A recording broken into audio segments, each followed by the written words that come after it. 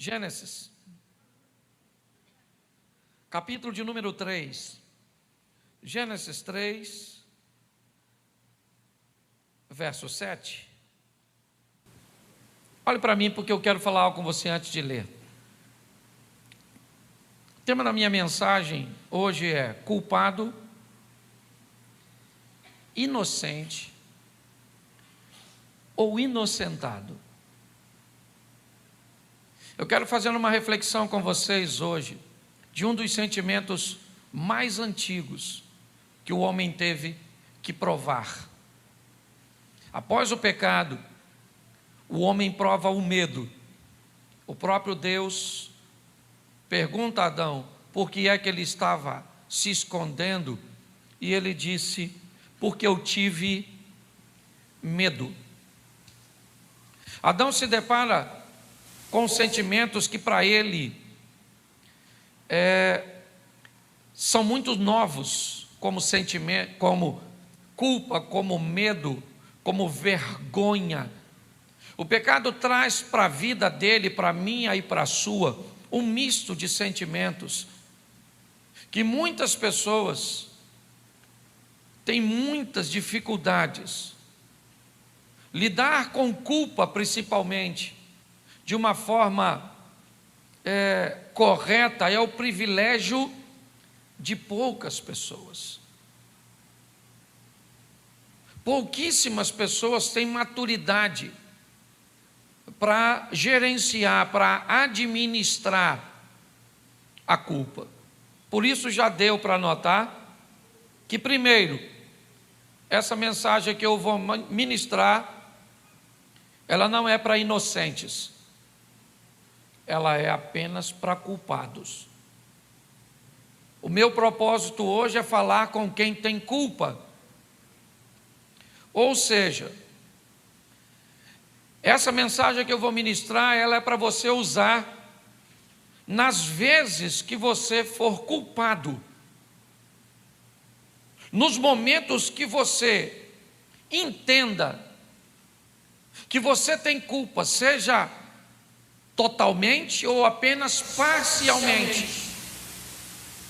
Porque às vezes nós não somos totalmente culpados de um fato, de um acontecimento, de uma briga, de uma traição, de um assassinato. Se vamos levar isso para o campo da lei, do direito, dos homens ou divinos, é muito importante nós termos a maturidade de aprendermos a lidar com a nossa culpa. E é lógico que ainda corre o risco de algumas pessoas terem um problema, como sociopatas, que têm dificuldade de se sentirem culpados por alguma coisa. Se você até hoje nunca se sentiu culpado de nada, você sempre achou que a culpa sempre foi da sua esposa, do outro, você está sempre certo, tudo que você faz está sempre pautado numa razão, isso é perigosíssimo. Eu te recomendaria um médico, você corre o sério risco de desenvolver uma sociopatia. Porque não cometer erros é impossível, mas não se sentir culpado é possível. Só que isso é uma doença. Então eu preciso que você olhe hoje de uma forma madura, porque o meu propósito é ajudar você. Como eu vou lidar com a culpa?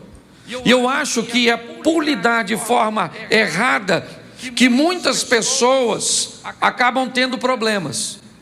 E se você é evangélico, se você é cristão, primeiro, você vai ter que entender que na Bíblia nós vamos tratar de culpa de duas formas.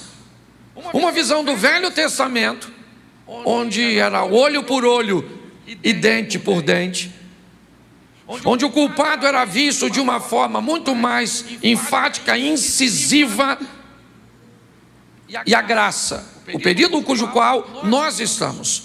Para nós é muito importante nós conhecermos os dois lados. Sabemos como as coisas funcionavam na época de Moisés, na época de Josué, quando Acã esconde. Mas é muito importante nós olharmos para Cristo, para a graça, para a manifestação de Cristo. E é isso que eu quero te mostrar. Primeiro, quando a culpa aparece pela primeira vez, e como é que nós precisamos lidar com ela, porque provavelmente grande parte dos conflitos que nós, na nossa vida, parece um looping, está sempre acontecendo, eu estou sempre voltando ao mesmo erro, provavelmente é um probleminha com a culpa. E aí eu quero ler com você Gênesis 3, 7, diz assim: então foram abertos os olhos de ambos e conheceram que estavam nus, e coseram folhas de figueira e fizeram para si aventais. No verso 7 você vai para o 12, que diz assim: então disse Adão: a mulher que me deste por companheira, ela me deu da árvore e comi. E disse o Senhor Deus à mulher: por que fizeste isso? E disse a mulher: a serpente me enganou e eu comi. Feche os seus olhos. Senhor nosso Deus e Pai, te damos graças por tua palavra. Continua falando conosco. Usa-me, ó Deus, como um canal de bênção, pelo poder do nome de Jesus. Amém. Glória a Deus. Amém? Já deu para notar que a culpa ela traz para este casal, que vai provar dela pela primeira vez, duas consequências: a vergonha, e aqueles que eram unidos agora se tornam adversários.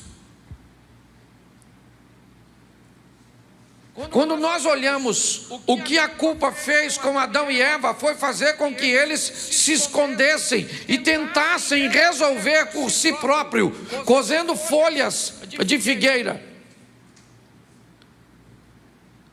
Mas mais do que vergonha, eles agora começam a se degladiar. Agora um colocando a culpa no outro, eles não estão entendendo, eles não sabem como lidar com essa emoção. Em todo ambiente onde a culpa está presente, nós vamos ter três personagens: o homem, Satanás e Deus. Quando eu digo homem, eu estou dizendo o ser humano, que pode estar sozinho, pode estar com sua esposa, com seus filhos, que pode estar com seu amigo, com o irmão da igreja. Esse é um personagem. Nós vamos olhar e vamos ver Satanás. Ele também está presente nesse ambiente de culpa. Muitas vezes ele é aquele que vai estabelecer a indução. Ele não pode pecar, é verdade, por mim, mas ele pode me convencer, ele pode me estimular, ele pode aproveitar de uma fraqueza que eu tenho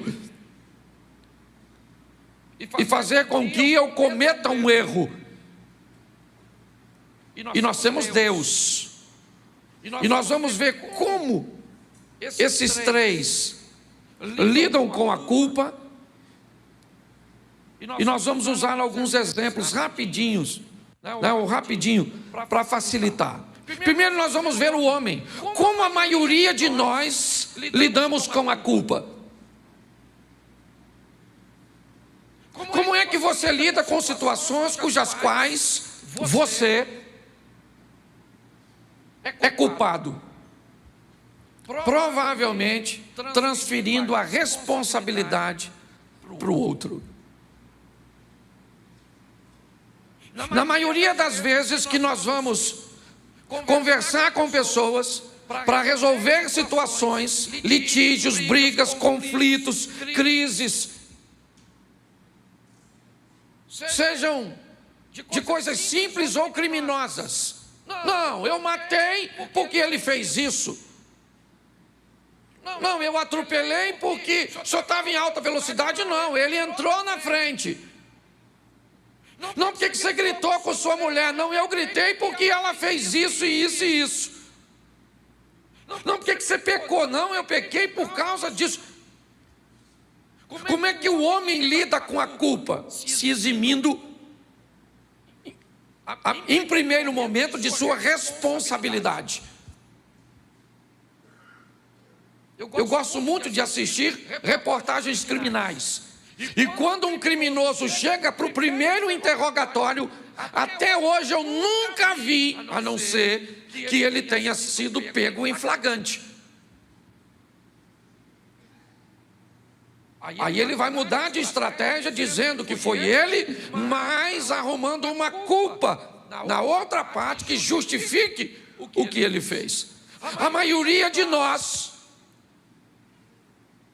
não mudamos, não corrigimos a nossa trajetória, não consertamos, porque nós jogamos a responsabilidade no outro. Eu me divorcio da minha mulher. E por que eu me divorciei dela? Porque eu não consigo tolerar ela, a culpa é dela, porque ela é desse jeito, porque ela é aquilo, porque é aquele outro, porque aquilo.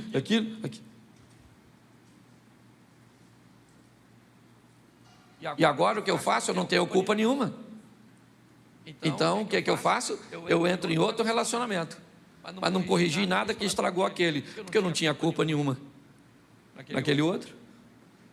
Normalmente o grande problema nosso é que nós temos muita dificuldade de assumirmos a responsabilidade. Então normalmente o ser humano lida com a culpa transferindo responsabilidade. Ela não é sua, não é do seu chefe, ela tem que ser do governo, ela tem que ser do diabo, ela tem que ser de Deus. Isso é desde o princípio. Deus chega para Adão e disse: Adão, por que é que você pecou? Ele falou: para falar a verdade, não fui eu, foi a mulher que o Senhor me deu. Aí Deus vai lá na mulher e falou: e aí, dona Eva, por que você pecou? Ela falou: e eu? Foi uma serpente maluca aí que me deu e eu comi. Me convenceu. E provavelmente a serpente estava lá, mas não devia estar nem o outro bicho passando, nem um mosquitinho. A serpente falaria: é um mosquito. Por quê? Porque a maioria das pessoas querem e faz isso com maestria. Por isso que eu digo na maioria das minhas pregações, quando eu recebo no meu gabinete uma vítima e eu começo a escutar a história dela, lá na frente eu descubro que ela é também a vilã ou o vilão. Então o homem lida transferindo responsabilidade. Como Satanás lida com a culpa? Como é que o diabo faz para lidar com a culpa? Primeiro, ele tenta te convencer de que não há perdão.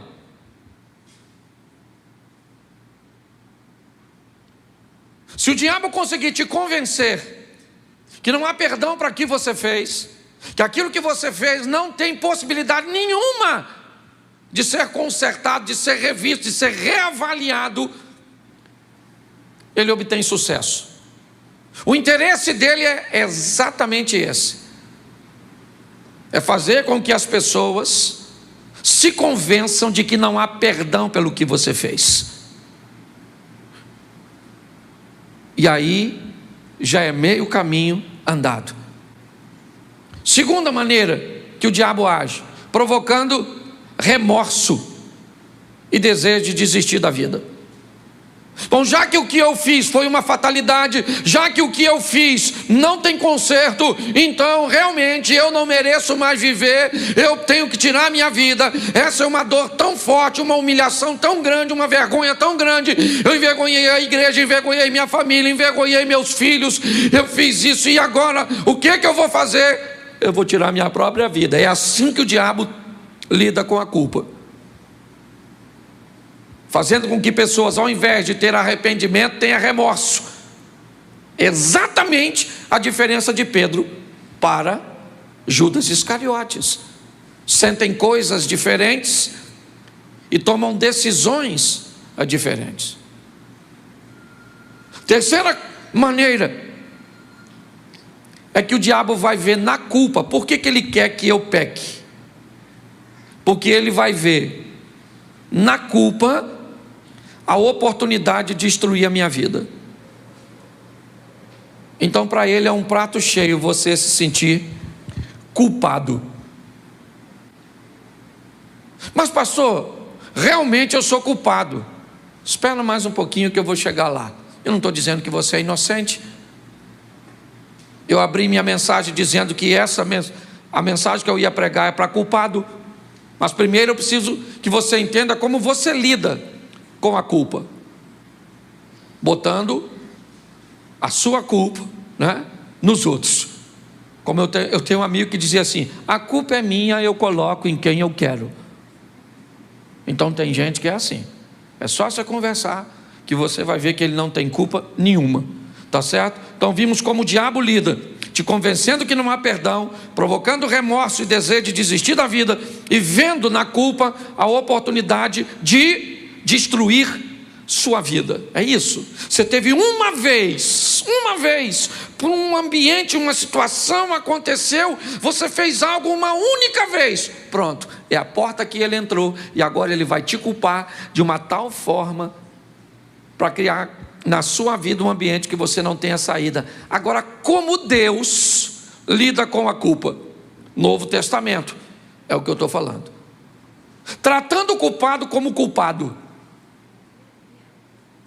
A Bíblia diz que Deus não toma o culpado por inocente, Ele é justo. Se tem uma coisa que Deus vai fazer, é tratar você e a mim como culpado. Você é culpado? Você é culpado. Segunda maneira que Deus vai tratar a culpa, te oferecendo a graça como uma oportunidade. Mesmo você sendo culpado, e ele sabendo disso, enquanto o diabo tenta te convencer de que não há perdão, Deus faz o contrário. Ele busca fazer você entender através dos hinos, através das mensagens, através dos testemunhos, certo? Através de tantas coisas, ele planeja te oferecer a oportunidade do perdão, de tentar de novo. E como Deus lida com a culpa, te mostrando o arrependimento e a conversão. Enquanto o diabo te leva para o remorso, aquela dor aguda, mas que passa rápido. Por que quem tem remorso faz de novo? Porque o remorso traz consigo uma dor aguda, latente, mas ela é momentânea. Muitas pessoas, dia de ceia, pão e suco de uva. Senhor meu Deus, eu não deveria estar ceando, mas eu me arrependo, em nome de Jesus, não faço mais. E no dia seguinte está fazendo.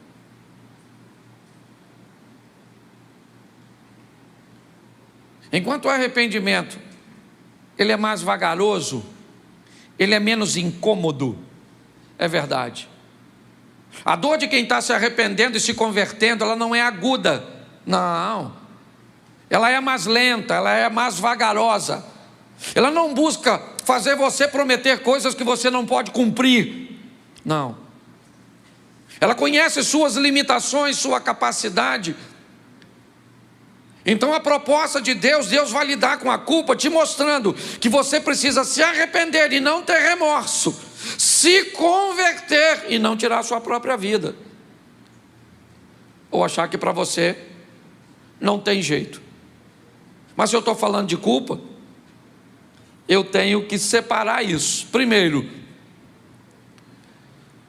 quando eu sou culpado das leis e valores dos homens ou humanas, e quando eu sou culpado da lei ou dos valores divinos. Pastor, dá para dar exemplo? Dá. Eu fiz questão de fazer isso Porque eu acho que eu estou virando uma chave na minha própria vida no que diz respeito para lidar com culpa, para lidar com a minha postura, a minha mudança, sabe? Bom, a lei humana, como é que eu lido com a lei humana, eu sendo crente ou não? Eu matei alguém. Perante a lei humana, eu sou culpado ou inocente? Eu sou. E perante a lei divina também. Sim ou não? Porque eu matei. A pena, ela vai ser atribuída de acordo com os agravantes. Se eu planejei, se foi passional, se foi vingança, se eu ocultei o cadáver, se eu estava sozinho, se foi com apenas um tiro, se eu sou crente ou não, perante a lei dos homens eu sou culpado e eu tenho que pagar. Sim ou não? Sim.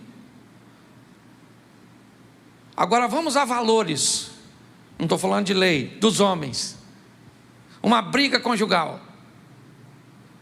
Você xingou sua mulher te xingou. Esses dias, a mulher brigou com o marido aqui. Irmão, a mulher xingou o cara de tudo quanto era homem. Parecia um tiroteio. Grande, cheio de Deus. Só o eterno. E quando você vai ver isso, você vai dar uma olhada, aí são valores. Aí eu não estou falando de lei. Eles começam a estabelecer os seus valores, para definir quem está certo ou quem está errado, quem é culpado, quem é inocente. Então nós temos essas duas coisas na lei dos homens. E na lei divina, nós temos a lei, por exemplo, como o adultério. Quem adultera é culpado ou não? É culpado ou não? É culpado. Agora nós temos, por exemplo, os valores, que também acabam caminhando por uma subjetividade. Todas as coisas me são lícitas, mas nem todas me convêm. Quando eu olho para isso, eu começo a entender algumas coisas que eu queria ver com você. Por quê? Porque na maioria das vezes nós sabemos que somos culpados. Sim. Mas como é que nós vamos lidar com isso para mudar o nosso comportamento, para mudar o nosso temperamento? Porque se o evangelho não te muda, ele serve o quê para você?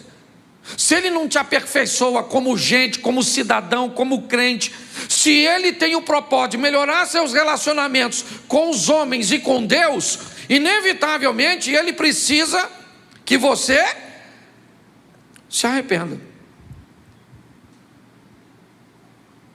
que você se converta. Eu vou te dar 2 exemplos só no Velho Testamento. Vamos voltar a Adão primeiro.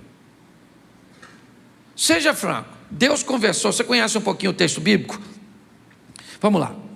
Deus chega para Adão e diz: Adão, eu te dou liberdade para fazer tudo isso, mas eu quero estabelecer um limite, ok? Você vai ficar aqui a maior parte do dia, mas para que você entenda que quem governa tudo isso sou eu, para que isso fique claro, notório, patente aos seus olhos, eu vou colocar um limitador. Você mexe onde você quiser, inclusive nessa árvore, mas nela ou dela você não pode comer. Era um limite.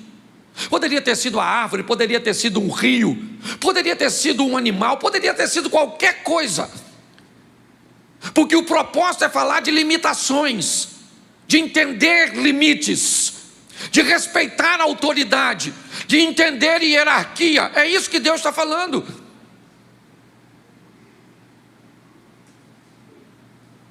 Tudo indica, na primeira narrativa da criação, né, que já no Éden ou no Gênesis nós temos 2, né? A primeira define como eles foram criados, o homem criado primeiro, depois a mulher, certo? Nós já temos outro definindo que foram criados macho e fêmea, não está se contradizendo, mas eu quero só que você entenda uma coisinha importante, é que tudo indica que quem falou com Eva foi Adão. Quando o limite está para ser quebrado, você vê nitidamente que o discurso de Eva está quebrado, está furado, está falhado. Ela não sabe o que está dizendo. A informação que chegou para ela não chegou boa, ou ela não conseguiu entender. Sabe o que é mais incrível? É que ela comeu, e o texto não diz que aconteceu alguma coisa enquanto ela come, porque Deus falou com Adão. Aí, imagina, vamos imaginar aqui, ok? Só para cá, é uma coisa que a gente tem mais facilidade. Vamos imaginar a Eva com aquela maçã suposta, com... Não vou fazer propaganda não. A maçãzinha mordida, levando para o Adão. Eu imagino o choque do Adão. A fruta, a marca da boca da Eva, e pior, a Eva está viva. Ela fala: aí Adão, comi. Se tu é o Adão, tu faz o quê? Seja franco. Aí Eva, estou com fome não. Não comi uma banana ali agora? Não. Comeu, não morreu, né? Beleza. Deus vai chegar aqui de tarde, finalzinho da tarde. Vou falar com ele: Senhor, essa mulher que o Senhor me deu é mais perigosa, tem mais veneno que a fruta. Você está rindo, mas é sério. Ele é culpado, mas ele é muito culpado, sim ou não? Mas ele é muito, eu gosto disso. Muito culpado. Mas ele vai lidar com Deus diretamente. Seja no Velho Testamento ou no Novo, quando você lida com Deus diretamente, Deus olha seu coração. E na presença de Deus, Davi disse isso algo de uma forma tremenda: é melhor estar nas mãos de Deus do que na dos homens. Eu não sei o que você fez, e provavelmente você é culpado, porque nós somos. É que a gente costuma botar: quem tem culpa do seu casamento tem uns problemas, você ou sua mulher? Não vem com essa de falar os dois não, porque os dois você fala aqui. Quando o bicho está pegando é você, sua mãe, seu pai, isso, você puxou, seu irmão igual você, sua avó, já conhece essa história, você... O diabo usa você, e você não usa. Nossa, nem para o diabo usar você serve. Você está rindo, mas é sério. Quando nós olhamos para isso, nós vemos que o assunto é muito sério. Vamos pular para Davi para andar rapidinho, esse culto é bem... Davi pecou ou não?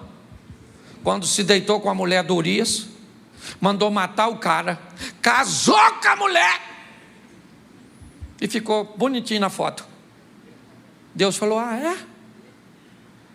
Foi lá e falou com ele. Sabe o que é mais engraçado? Perdoado foram os seus pecados. Quando eu escutei essa frase, eu falei: não acredito. O cara passou o cerol na dona, matou o cara. E Deus vai dar esse mole? Mas Deus falou assim: eu vou te perdoar. Seus pecados foram perdoados. Mas deixa eu te falar como é que vai funcionar de agora em diante. Seu filho morre. Seu outro filho, Absalão, vai se deitar com a sua mulher, tudo, no meio da praça. Entendeu, Davi? Você vai ser em ambiente público. E Deus diz que perdoou. Se não perdoa, o que eu aprendo aqui? Ele é culpado, sim ou não? Deus perdoou, sim ou não? Mas Deus não perdoou o efeito. Tem gente que tem dificuldade de lidar com culpa. Por quê? Porque ele: Senhor, me perdoa. Deus diz: beleza, vida que segue, vamos embora. Nossa, mas por que está acontecendo isso comigo? Nossa, por que está acontecendo isso comigo? Nossa, você trai a mulher, você pede perdão a Deus e quer que a mulher te perdoe do mesmo jeito? Está assim de gente, ó, com sérios problemas com essa questão. Você recebe o perdão de Deus, sim, porque Ele é bom, misericordioso, longânimo, mas o efeito daquilo que tu fez, meu filho, pode durar muito tempo, mas é muito tempo. Então pense antes de fazer. Preste atenção, outro que era também culpado demais, o tal do Pedro. Lembra dele, o discípulo de Jesus, agora indo para o Novo Testamento? Lembra quando Jesus falou que ia morrer, o que ele falou? Eu morro com o Senhor, o Senhor não sabe de nada. Esses discípulos aí, ó, tudo esquisitinho, eles fogem, mas eu morro contigo. Jesus falou: Pedro, para, Pedro. Pedro falou: eu morro. Jesus falou assim, ó, antes do galo cantar, você me nega 3 vezes. Ele pensou: nego. Negou ou não negou? Negou ou não negou? É culpado ou não? É culpado ou não? Mas se arrependeu? Sim. Então teve outra oportunidade. Você acha que o diabo tentou atacar Pedro? Sim ou não? Ele voltou a pescar quando Jesus morreu? Querendo voltar à sua vida antiga? Provavelmente se sentindo culpado? Por que é que Jesus refaz o ambiente onde Pedro nega, perguntando 3 vezes a Pedro? Provavelmente queria apenas reconstruir o modelo ou o ambiente mental que Pedro havia se tornado culpado, exatamente para trazer para ele o perdão. Pedro se ergue, é verdade, mas isso não acontece com Judas Iscariotes, que também é culpado, sim ou não? Sim. E talvez até menos culpado que Pedro. Por quê, pastor? Porque a Bíblia diz que um deveria traí-lo.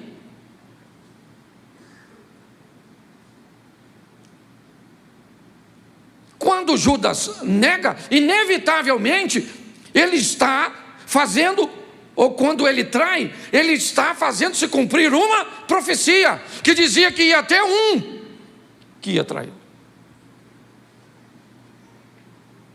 Mas a postura de Judas é que leva ele para o buraco. É a falta de habilidade de lidar com os erros. Nós temos que viver uma vida, irmãos, corrigindo os nossos erros, para que depois que nós passarmos, o próximo crente tenha um pouco mais de facilidade para falar de Cristo, para mostrar Cristo para as pessoas. Viva a sua vida de forma que o que vem depois de você, o crente que vem depois de você, encontre um ambiente mais agradável, mais fácil, mais tranquilo. Às vezes nós fazemos coisas tão ruins aqui, que o crente que vem depois, meu irmão, ele tem que desconstruir tudo o que nós fizemos. Nossa mente hoje ainda vive isso, esse ambiente totalmente, sabe, bagunçado de religiosidade, que impregnou a nossa mente. Basta você fazer uma perguntinha, que você destrói, às vezes, o conceito das pessoas. Quando eu olho agora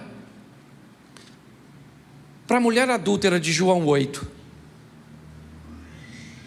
ela estava adulterando e foi pega em? Ela é culpada? Ela é culpada ou não? Ela é culpada.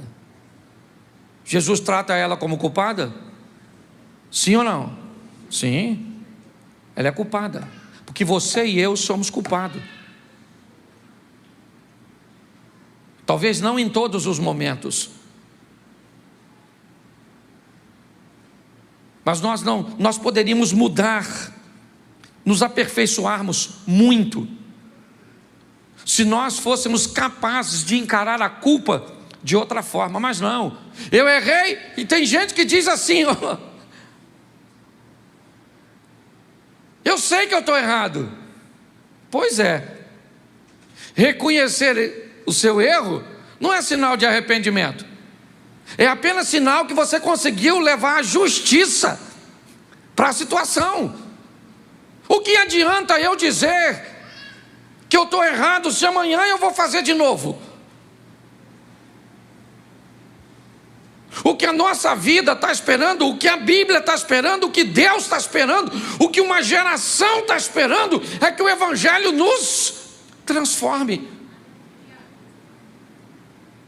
Mas não. Na maioria das vezes nós somos culpados, mas nós não vamos admitir isso. Vamos botar a culpa na esposa, nos filhos. Por que o nosso filho está assim? Porque nós não temos tempo. Por que esse menino está desse jeito? A culpa é sua. Porque esse menino precisa do pai, e o pai é ausente. Ah, é? Eu sou ausente? E você fica com ele o tempo inteiro, e quando eu vou corrigir ele, você não deixa eu corrigir? O tempo inteiro nós estamos lançando no outro uma responsabilidade que eu não sei quantos por cento. Aliás, para mim, ninguém precisa mudar 100%, principalmente casal. Para mim, se um casal, um muda 50% e o outro 50%, a gente já chega nos 100% satisfatório. Mas a grande questão é que quem está mudando, a vida financeira está mudando, os relacionamentos interpessoais estão mudando, o relacionamento divino está mudando. É como dizer para um desorganizado que ele precisa de mais espaço.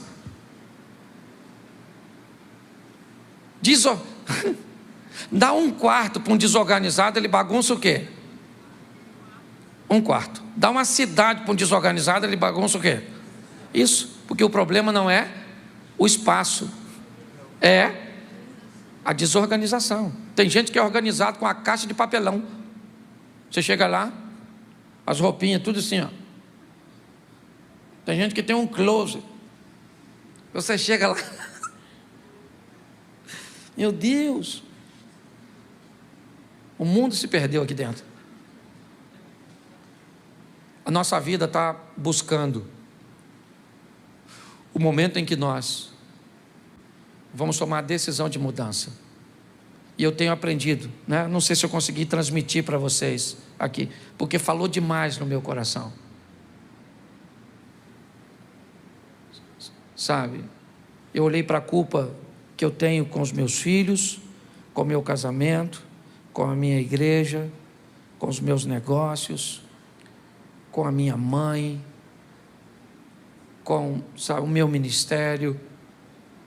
Eu queria que você saísse daqui olhando para isso. Como é que eu vou lidar com a minha culpa? Ela é minha e eu sou culpado.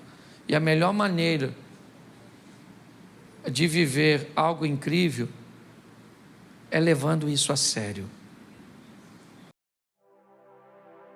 Porque todo aquele que invocar o nome do Senhor será salvo. Como, pois, invocarão aquele em quem não creem?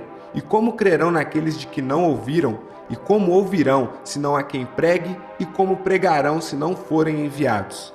Como está escrito: quão formosos os pés dos que anunciam o evangelho de paz, dos que trazem alegres novas de boas coisas. Mas nem todos têm obedecido ao evangelho, pois Isaías diz: Senhor, quem creu na nossa pregação? De sorte que a fé é pelo ouvir, e ouvir pela palavra de Deus. Romanos capítulo 10, versículo 13 ao 17.